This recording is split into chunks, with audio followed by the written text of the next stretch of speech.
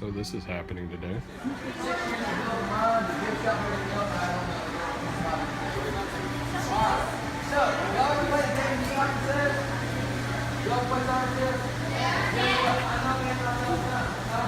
To that red line, but not past it. You do not want to lose any sand while you're above the water. Now after about 5 or 6 shakes, shaking to that red line, you want to stop shaking.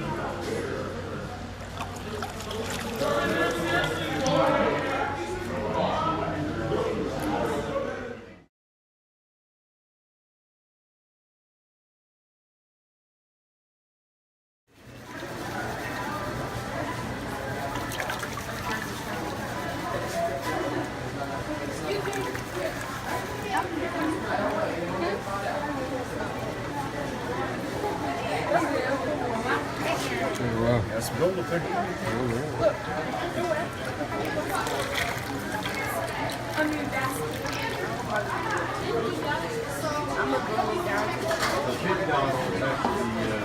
The blue rounder bucket. Gray ones are 100.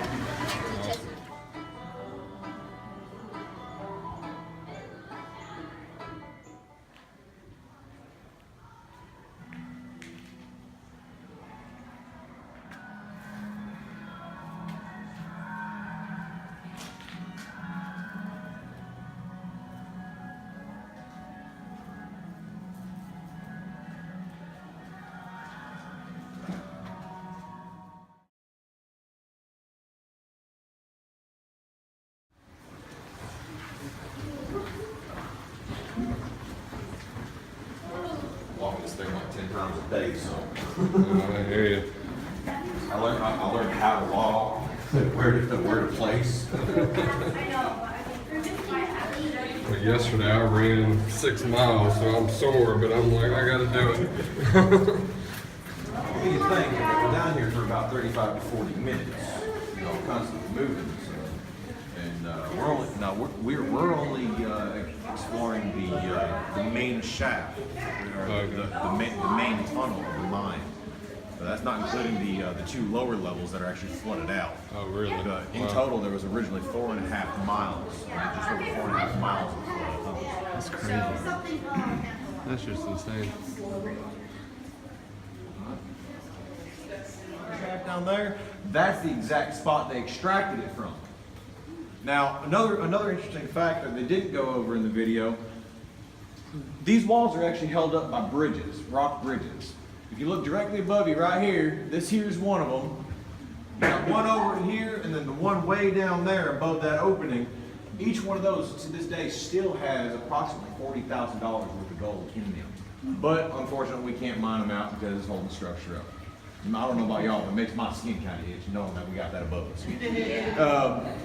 At any time during the tour, you're more than welcome to do video, flash photography, whatever you want. You know.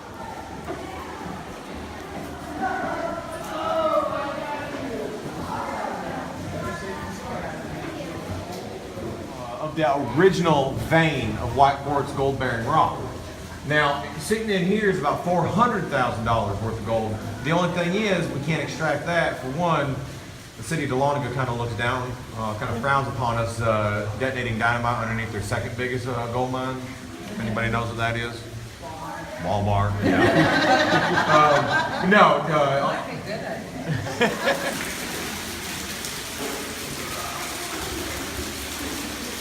And all this is natural flowing water, underground water.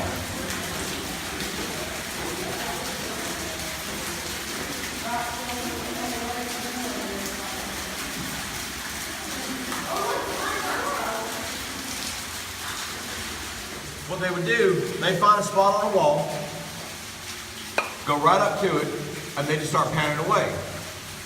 Long process, trust me. I've been working on this hole for 10 years. But what it is, this is actually called a star bit. Now, the reason why, this is actually a grinding bit.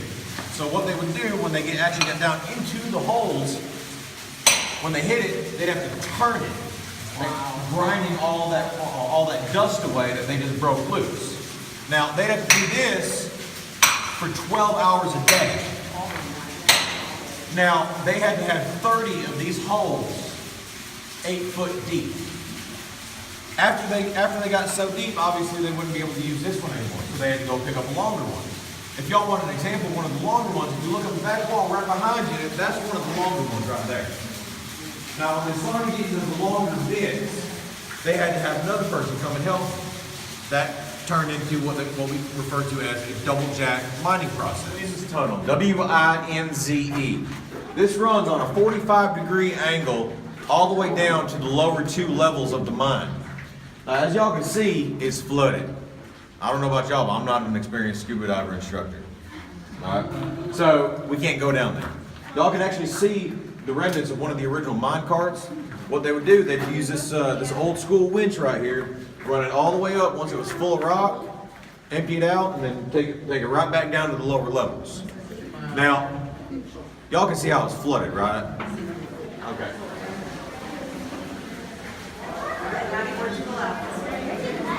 Go slow, walking feet.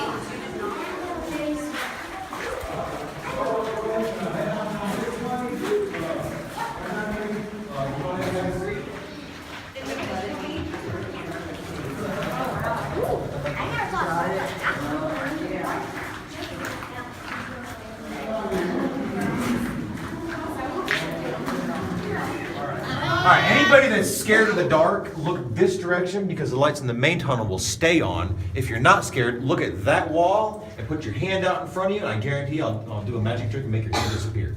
All right? All right, 3, 2, 1. Whoa. Now, can you actually believe before the electric lighting was invented, they were working down here with lanterns on their helmets that all they had was one little flame. Can you imagine working down here with just a little flame on the front of your helmet? No. Can you see that wall? No. No, you can't see it? Exactly. Well, I can because I... Well, you cheated. It's not because of this piece of machinery in front of me. It's the history of this piece of machinery. This here is called the drifter drill. This was brought into the mines in about 1904. About 2 years before they shut the mines down, blasted both ends and flooded it. Now keep in mind, in that video, when they said that, obviously, y'all saw the winds tunnel, how it was full of water. And y'all saw that waterfall down there. This is completely full. I mean, you would have had to have a scuba tank to get through here. When they opened up the end of the shaft and let all that water drain out, they came in here, found this thing buried in mud, all this debris. They cleaned it off. Would you believe me? It still works. Yeah. Who said no? Who said no? Be honest. I heard it. You said no. I said yes. Oh, you said yes? No, I heard somebody say no. They're being a little sly right now, and I don't want that, but that's okay. It still works. Believe it or not, to this day, it still works. Now, what it is, this actually deleted the second man in that double jack mining operation. Because this here, it swiveled, had elevation that you could do, and the best part is when you're going deeper into the wall, all you had to do is turn this crank and this corkscrew would send it in. Also, one.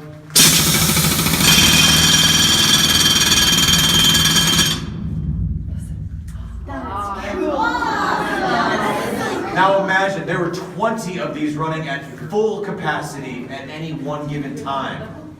The miners that ran these were only allowed to run them for 2 months because of their hearing. They were forced to take 2 months off before they could return. Just learning the history of this place was incredible. You can still see the old mining track right here, the old mining cart. They'd fill that up with rocks and hopefully full of gold. Our tour guide was awesome, and This whole place is about 4 miles long, as you said. A lot of it's underwater. And in this next picture, you can see this pump. And they would use 10 to 13-year-old kids. They'd wake up at 4:30 in the morning, come and pump water about a quarter mile away, then go to school for a few hours, then come back and work some more and get paid just a nickel. And just crazy to think about. You can see the vegetation here growing deep underground. These are authentic tools, crazy to think about.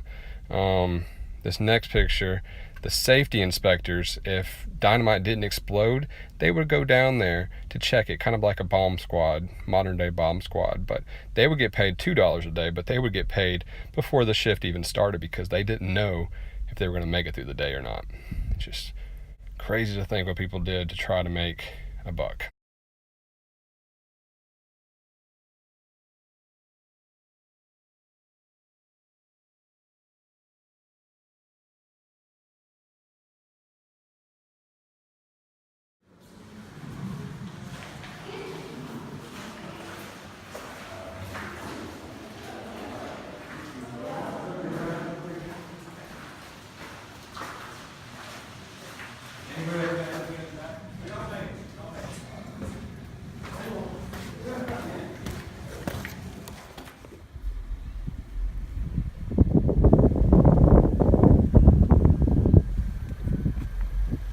There's gold in them there hills.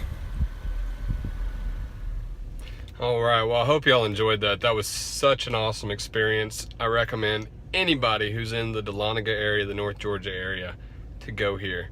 That is, I believe they said it's the largest underground mining area east of the Mississippi, and it's the only one safe enough to go into. In my hometown, we have one that's been closed for years because it's too dangerous to go into. It was amazing, definitely recommend it. I don't know how much I filmed. I might have to make this a 2-part video, but I'll see if I can edit it down. There was just so many cool things to film. I could have filmed the entire thing. It was just so cool, and definitely recommend it. And thank y'all for watching, and hope y'all have a good rest of your day, and y'all come back.